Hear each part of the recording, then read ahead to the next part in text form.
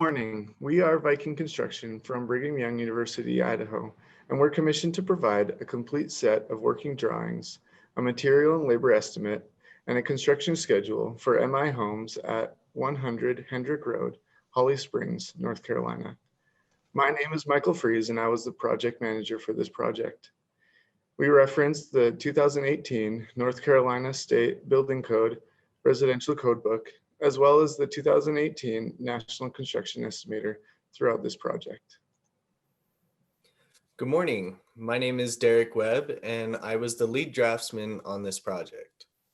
On this slide, we have a portion of the new home application that is required by the town of Holly Springs to receive a building permit.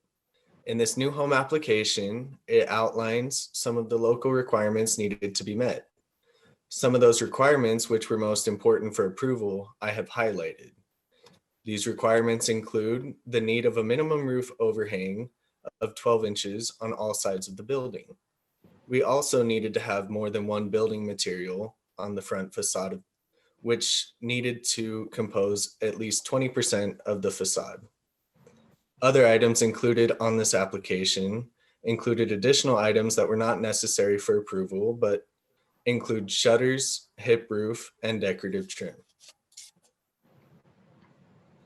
On this slide, we have our slab on grade option. In the top left, we have a detail showing what our footings would look like in this option. Included in the foundation plan are the locations and sizing of footings, as well as spot footings we included to hold load-bearing walls above. Go back. On this slide, we have the crawl space alternate foundation plan.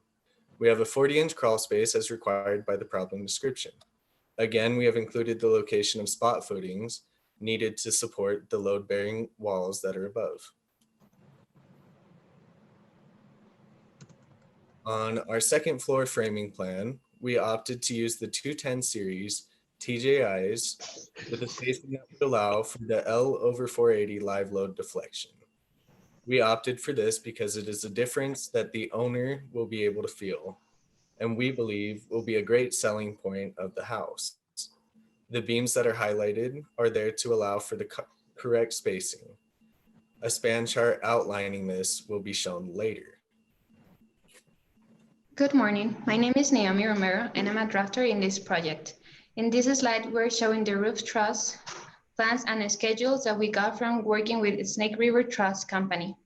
This schedule helps us to understand all the necessary types and quantities we will use in this house.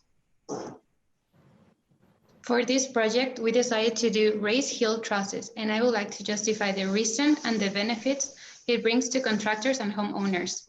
Some of the benefits are that it helps to meet building codes and improve the building envelope by enhancing the connection between the wall and the roof.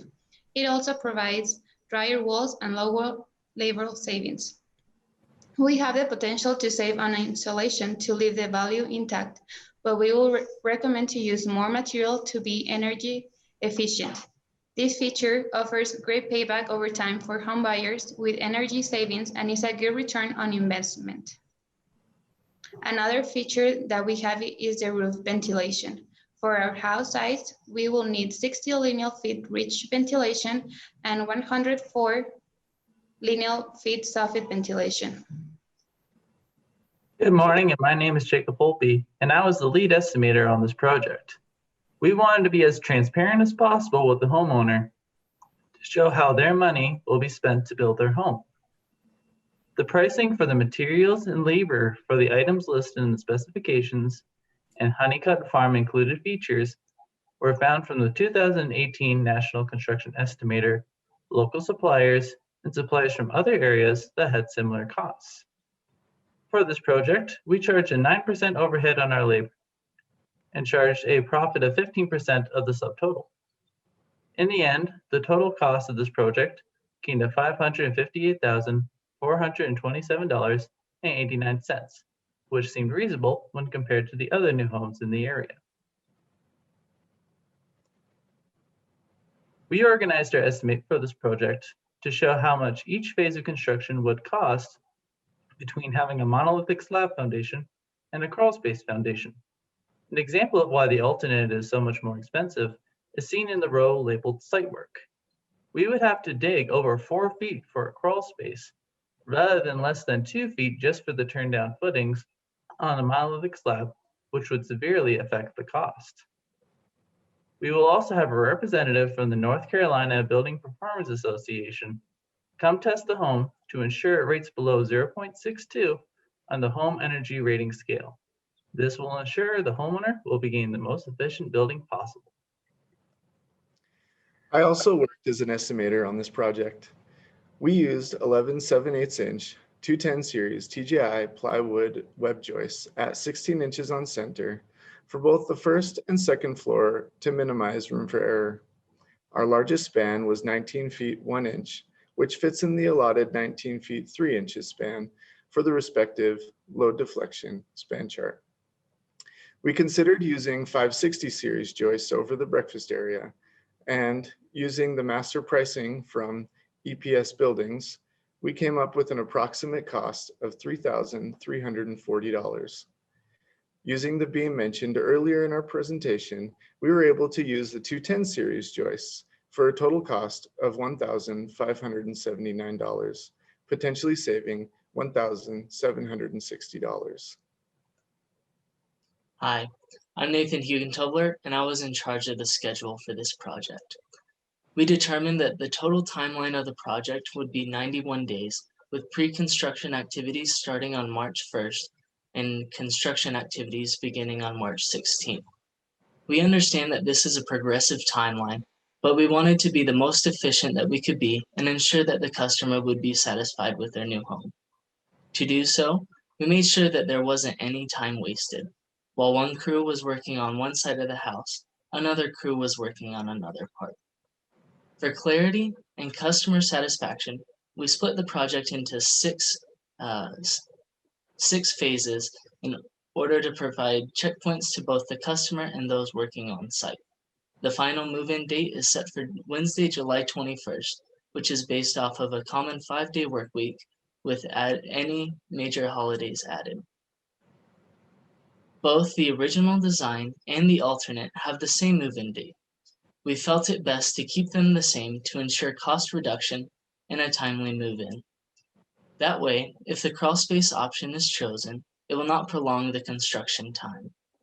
In order to do so, while one crew is working on framing the crawl space, another crew is on site is able to cut out the window wells.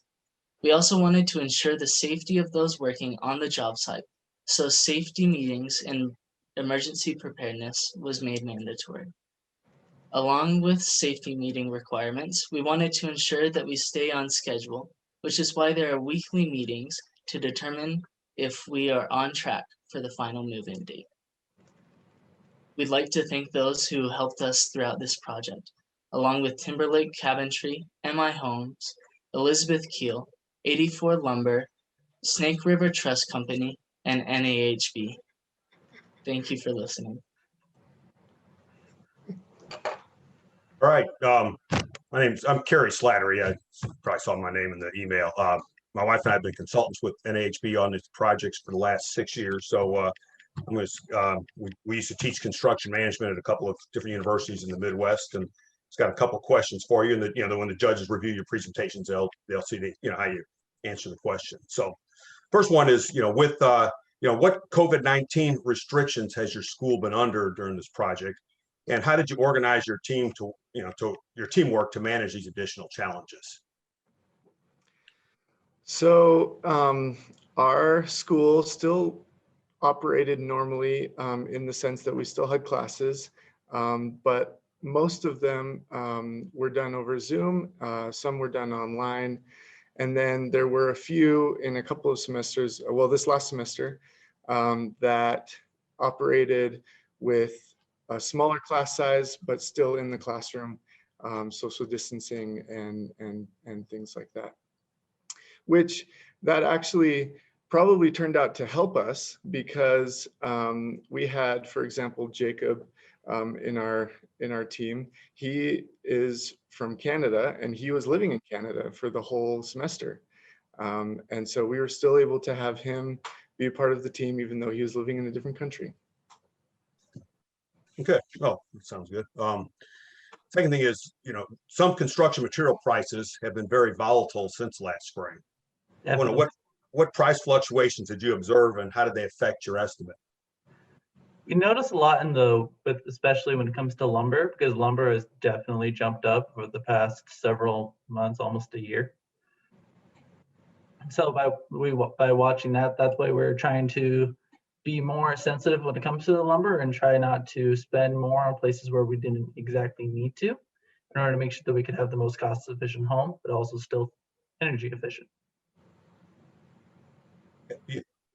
No, that's good. Yeah, thanks. Yeah. And there's one, I just thinking, we went out and visited the home when we were talking to the sponsor, and they had one detail where they used a lot of 2x4s. I'm just wondering if they've changed that and put some, changed the way they frame it to switch your costs from materials back to labor a little bit. So anyway, we'll see. The other question, I taught a couple times estimating and scheduling and construction management. I always thought one of the biggest challenges was determining worker productivity.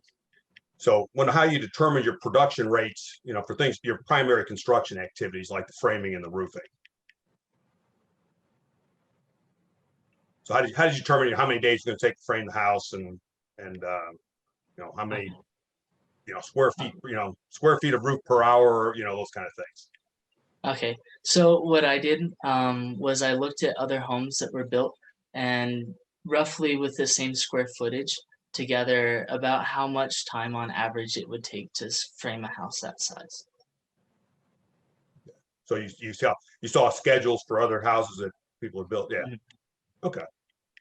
All right. Well, that's all my questions. I want to thank everybody for getting up early to do your presentation, and I'm sure you know about it. The debrief and the awards will be on Monday, February the 8th. You guys can figure out what time it is locally. So go ahead and sign off now, and we'll see the next team come in. Thanks. Perfect. Thank you. Thank you so much. Thank you all.